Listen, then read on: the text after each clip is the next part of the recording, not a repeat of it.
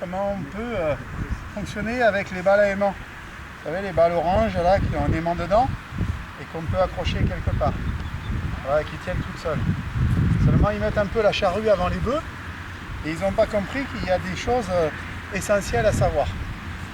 La première des choses, c'est que le chien ait la mâchoire et la pugnacité suffisante pour s'intéresser à cette balle. Il y en a plus d'un qui s'y sont cassés les dents. D'abord, le premier prérequis, c'est que le chien sache jouer correctement la balle, c'est-à-dire qu'il vous ramène la balle une fois que vous l'avez lancée ou que vous l'avez donnée, parce que je connais un paquet de personnes qui, s'ils commencent à travailler avec cette balle-là, récompenseront le chien une fois. Et après, le chien sera là-bas. C'est terminé ou de travailler ou de jouer avec. Et donc, il faut absolument que le chien soit au clair avec le mécanisme de la balle. La deuxième des choses, il faut que le chien accepte de jouer avec une balle qui est un petit peu rébarbative parce qu'elle est dure et puis elle est assez glissante. Donc, il faut un chien qui ait vraiment envie de ça. Donc, on va vérifier que ça, ces prérequis sont en place.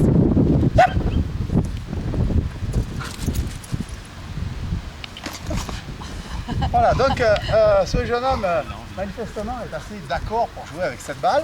Ça lui convient.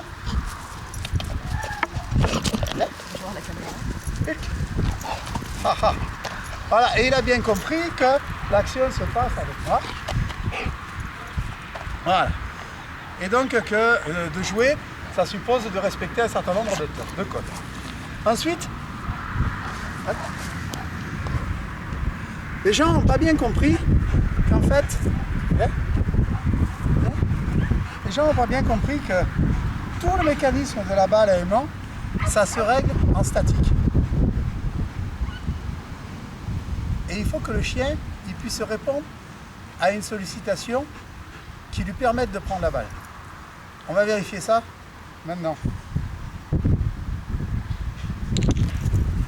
Donc le chien il a bien compris que quand il peut, il y a un signal qui le lui dit. Hop. Si on veut qu'il comprenne cette histoire de balle à aimant, si on veut qu'il comprenne cette histoire de balle à aimant, il faut qu'il soit capable de la prendre plus haut.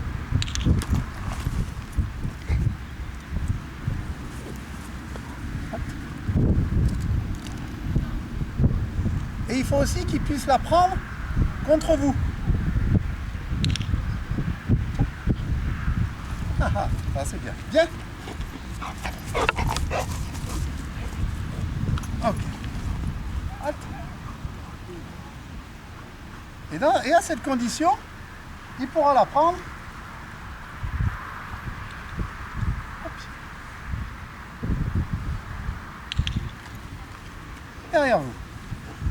Quand ça c'est fait, il faut absolument, on va pouvoir déplacer l'aimant au milieu du dos pour que le chien recule au moment de le prendre.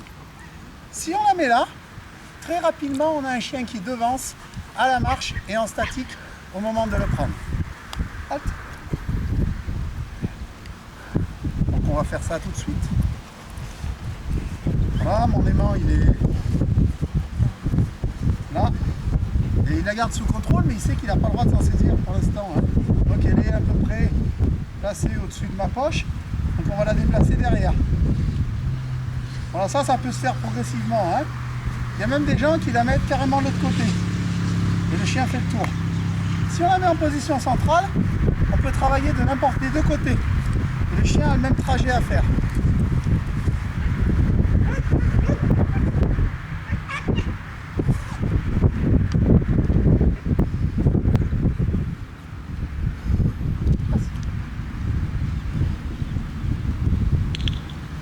Oh, ça c'est bien, Loulou, hein?